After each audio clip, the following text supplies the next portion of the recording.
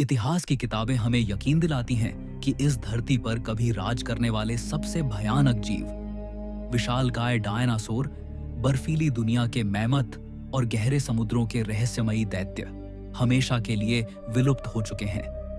आज वे सिर्फ म्यूजियम की खामोश दीवारों में कैद कंकाल हैं या फिर दंत कथाओं में जिंदा बची कहानियां। दुनिया के दूर दराज अनछुए कोनों से आती धुंधली तस्वीरें, घने जंगलों में मिले रहस्यमयी पैरों के निशान और लोगों के अविश्वसनीय दावे एक अलग ही कहानी सुनाते हैं। एक ऐसी कहानी जो हमें यह सोचने पर मजबूर करती है कि शायद ये जानवर कभी विलुप्त हुए ही नहीं, बस हमारी नजरों से ओझल हो गए। आज हम समय में पीछे नहीं, बल्कि दुनिया के सबसे गहरे और अनदेखे कोनों में झांकेंगे। हम जानेंगे 7 ऐसे विलुप्त जानवरों के बारे में जिनके आज भी जिंदा होने के दावे हमें अपनी सोच बदलने पर मजबूर करते हैं। तो चलिए एक ऐसे सफर पर निकलते हैं जहां सच कल्पना से ज्यादा हैरान करने वाला है। हमारी लिस्ट में पहला नाम ही एक ऐसे जीव का है जो आज भी इंसानों के सबसे बुरे सपनों में से एक है। एक ऐसा शिकारी जिसके सामने आज की ग्रेट व्हाइट शार्क भी एक बच्चे जैसी लगे। हम बात कर रहे हैं समुद्र के राजा मेगालोडॉन की। सोचिए, एक 50 से 60 फीट लंबी शार्क जिसका वजन 50 टन तक होता था। इसके जबड़े इतने बड़े थे कि एक छोटी कार को आसानी से निगल सकते थे और दांत 7 इंच लंबे, किसी खंजर जैसे। मेगालोडॉन सिर्फ एक बड़ी मछली नहीं थी, वो अपने समय का सबसे बड़ा और खतरनाक शिकारी था। वैज्ञानिकों का मानना है कि यह विशाल जीव लगभग 36 लाख साल पहले समुद्र के ठंडे होने और अपने मुख्य खाने व्हेल की कमी के कारण विलुप्त हो गया। लेकिन क्या वो सच में खत्म हो गया या बस गहरे अंधेरे पानी में चला गया जहां हमारी नजर नहीं पहुंच सकती? ये सवाल सिर्फ कल्पना नहीं है।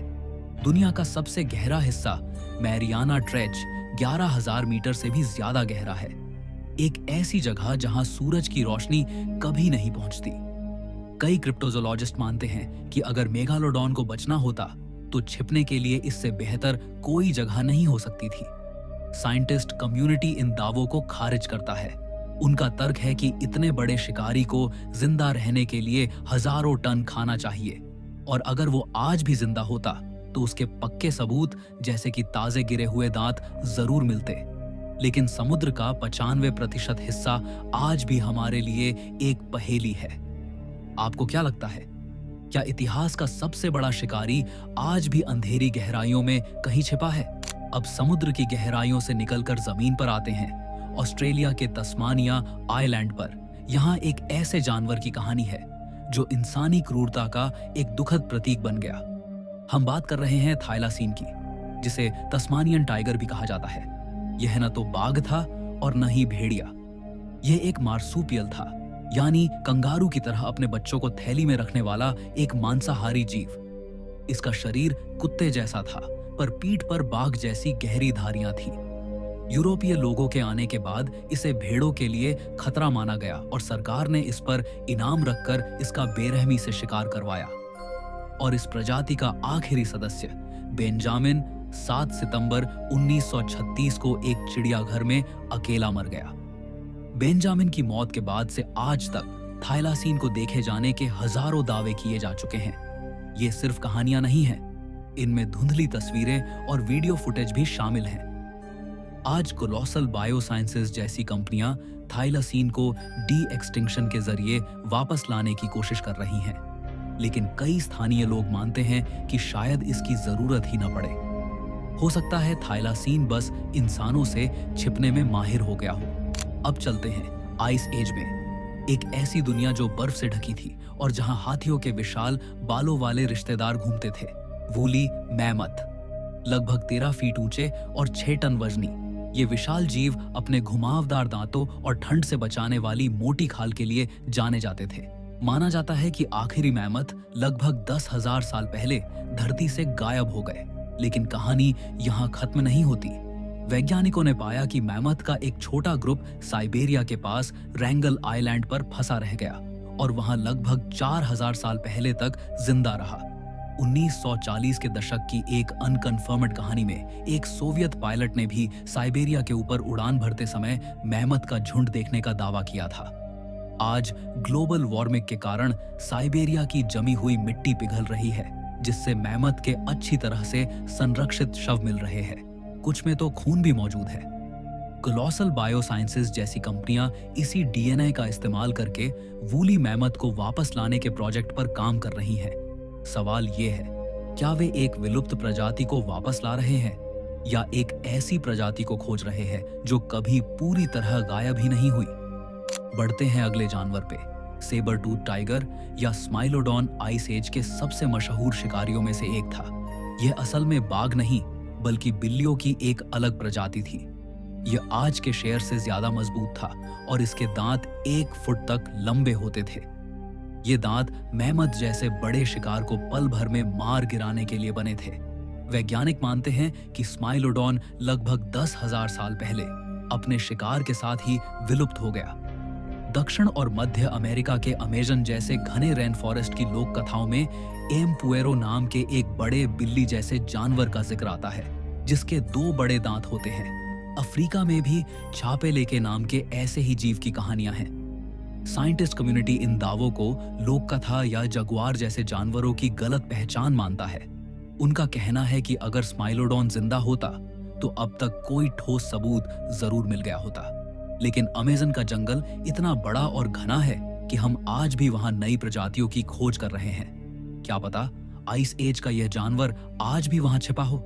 अब बात करते हैं एक ऐसे जीव की जो असलियत का किंग कॉन्ग था, जाइगैंटोपिथेक्स, धरती पर अब तक का सबसे बड़ा बंदर। कल्पना कीजिए, एक बंदर की जो 10 फीट लंबा और 500 किलोग्राम से ज्यादा वजनी हो, आज के गोरिल्ला से 3 गुना बड़ा।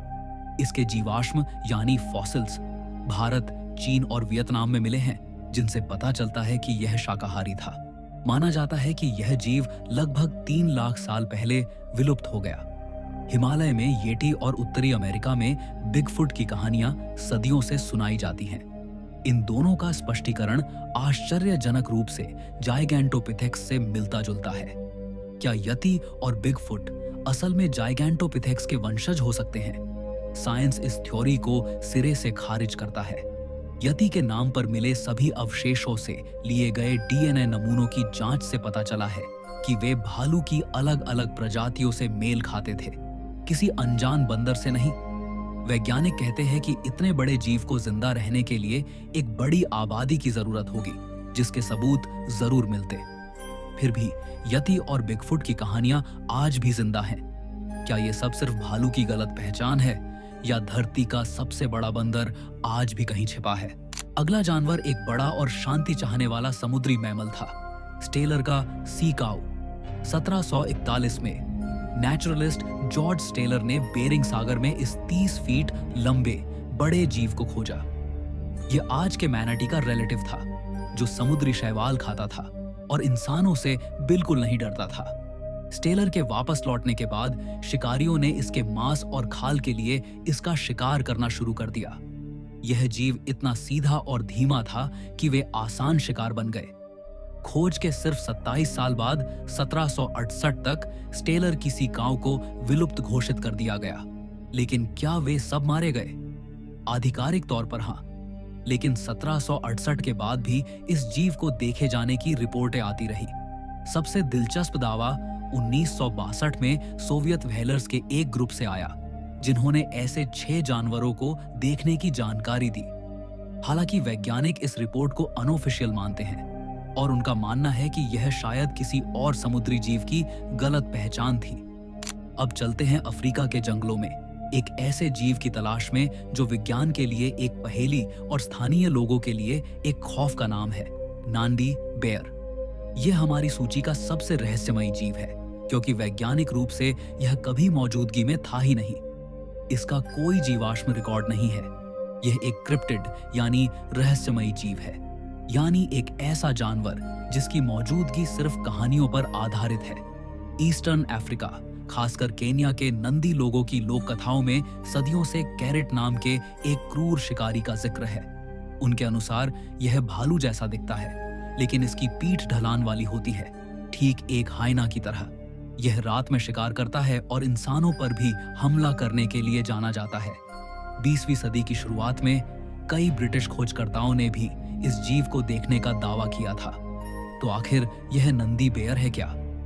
कुछ लोग इसे एक विलुप्त एटलस भालू का वंशज मानते हैं, तो कुछ इसे एक विशाल अनजान प्रजाति का हाइना। वैज्ञानिकों का मानना है कि ये सभी दावे चित्तीदार हाइना की गलत पहचान है, जो रात में भालू जैसा दिख सकता है।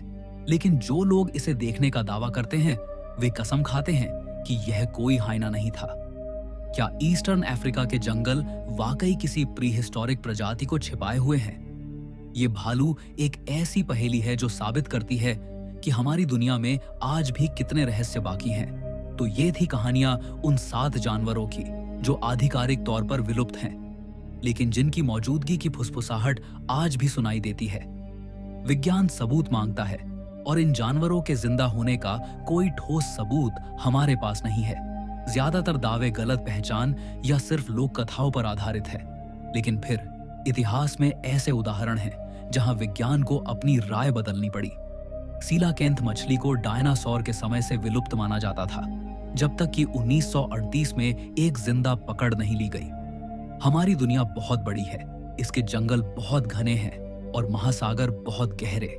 हम यह दावा कैसे कर सकते हैं कि हमने हर कोना छान मारा है? शायद इन जानवरों ने बस वो करना सीख लिया है जो हर जीव करना चाहता है, जिंदा रहना और हमसे, इंसानों से छिप जाना। क्या इनमें से कोई जानवर आज भी जिंदा हो सकता है? अपनी राय नीचे कमेंट्स में जरूर बताएं। अगर आपको यह वीडियो पसंद आया तो इसे लाइक करना ना भूलें, अपने दोस्तों के साथ शेयर करें और हमारे चैनल को सब्सक्राइब जरूर करें ताकि आप हमारा कोई भी आने वाला वीडियो मिस न करें।